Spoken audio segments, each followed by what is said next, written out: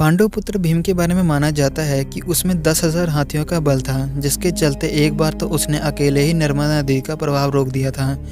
लेकिन भीम में 10,000 हाथियों का बल आया कैसे, इसकी कहानी बड़ी रोचक है। कौरवों का जन्म हस्तिनापुर में हुआ था, जबकि पांचों पांडवों का जन्म वन में हुआ था।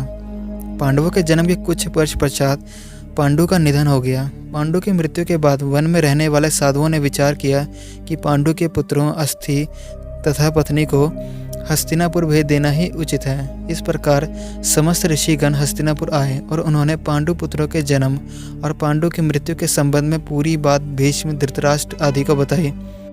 भीष्म को जब ये बात पता चली तो उन्होंने कुंती सहित पांचों पांडवों को हस्तिनापुर बुला लिया। हस्तिनापुर में आने के बाद पांडवों के वैदिक संस्कार संपन्न हुए। पांडव तथा कौरव साथ ही खेलने लगे। दौड़ने में, निशाना लगाने तथा कुश्ती आदि सभी खेलों में भीम सभी धृतराष्ट्र पुत्रों को हरा देते थे।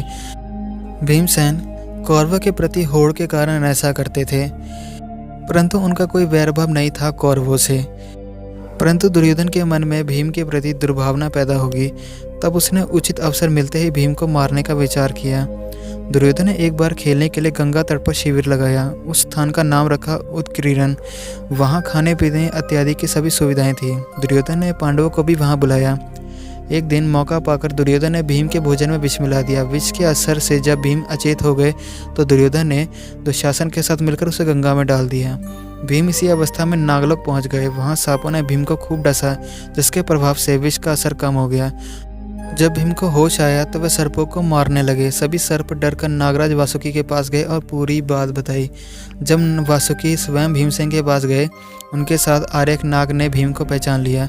आर्यक नाग भीम के नाना का नाना था। वह भीम से बड़े ही प्रेम से मिले। तब आर्यक नाग ने वासुकी से कहा कि भीम को उन कुंडों का रस पीने की आज्ञा दी जाए जिनमें हजारों हाथियों का बल है। वासुकी ने इसकी स्वीकृति दे दी। तब भीम 8 कुंड पीकर एक दिव्य शैया पर सो गए। जब दुर्योधन ने विष देकर भीम को गंगा में फेंक दिया तो उससे बहुत खुशी हुई। शिविर के समाप्त होने पर सभी कौरव व पांडव भीम के बिना ही हस्तिनापुर के लिए रवाना हो गए। पांडवों ने सोचा कि भीम आगे चले गए होंगे।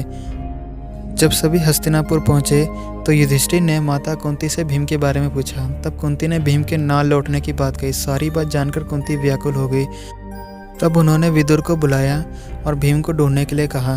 तब विदुर ने उन्हें सांत्वना दी और सैनिकों को भीम को ढूंढने के लिए भेजा। उधर नागलोक में भीम 8वें दिन रसपत जाने के बाद जागे। तब नागों ने भीम को गंगा के बाहर छोड़ दिया। जब भीम सही सलामत हस्तिनापुर पहुंचे तो सभी को बड़ा संतोष हुआ। जब भीम ने माता कुंती व अपने भाइयों के सामने दुर्योधन द्वारा विष देकर गंगा में फेंकने तथा नागलोक में क्या क्या हुआ यह सब बताया, युधिष्ठिर ने भीम को किसी से भी यह बात कहने के लिए मना किया। तो दोस्तों, कैसे लगी आपको हमारी आज की वीडियो? कमेंट सेक्शन में ज़रूर प्लीज़ इस बारे में बताइए और वीडियो को लाइक कीजिए और शेयर कीजिए। Thanks for watching my video.